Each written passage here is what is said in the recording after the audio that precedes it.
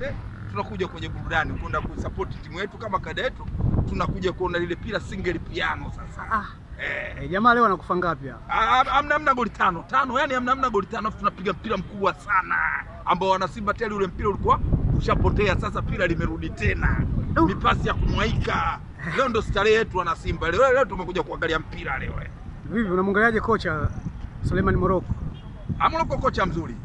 Moroko kocha mzuri, aliyekuepo kaenda Moroko, lakini Moroko na sisi tunaye Moroko. Kwa hiyo goma na agua. Kwa hiyo hatuna wasiwasi na wote wana Simba. Tuna enjoy, tunafurahi. Unajua Moroko kwa kizazi hiki cha sasa hivi, nataka niwaambie, katika makocha ambao wenyewe ready wa hali ya juu ni mmoja hapo Moroko. Na ukiangalia kama Moroko, ukiangalia katika national team, hakuna mpaka sasa hivi mwana michezo wote anajua kwamba Tanzania wani sasa hivi yako.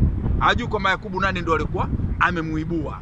Au ukiangalia teacher Solomon, yani Selemani mwalimu, aliyemuibua nani? Mpaka anakwenda Wydad, sio anakwenda wapi?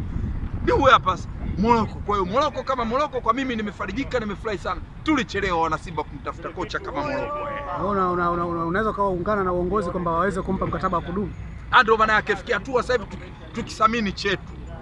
tukisamini chetu kana kwamba tuliona mechi ya juzi ya mwisho tumecheza hiyo mashindano ya kimataifa. Mwalimu tuliokuwa naye alichotufanyia yani kifootball ile kindani, yani unaona, kwa sababu viongozi wetu waliamua kufanya kama fair.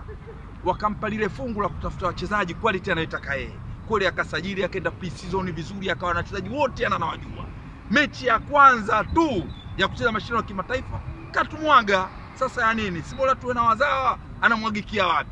Zanzibar na hapa sio mbali, kuliko unamchukua kocha mwalimu kama yule akisema amewamwaga na kuwa na kuchanganyeni. Lakini kama Moroko na wengine wazawa, tujitahidi fikia hatua sasa hivi tukisamini chetu. Wakwetu wanaweza, wakwetu wanajua. Mimi sina wasiwasi wa aina yote na makocha wa hapa wa ndani kwetu. Nawaamini. Ifike hatua tusamini chetu. Mbona tunaweza? Vipi katika michuano ya kimataifa huyu anatufaa? Ndio maana yake. Tuliona hata tulipocheza timu yetu national team, ilivyocheza kimataifa ile tuliona, tumefika hatua ile watu wote tumeona kabisa tumecheza na nchi bali tumeona uchezaji. Kwa hiyo unapokuwa na kocha ambaye kwanza sio muoga, huwa anajilipua muda wote na kwa wakati sahihi na ili mradi apate matokeo. Kwa hiyo ifike hatua na sisi naona kimataifa tunakwenda tukiwa na mzawa. Kama katika kumbukumbu zangu ile tunaingia na Stella kipindi kile finali na nini hapa Shamba la Bibi. Wache hii hapa Lupaso ya juzi. Shamba la Bibi hapo.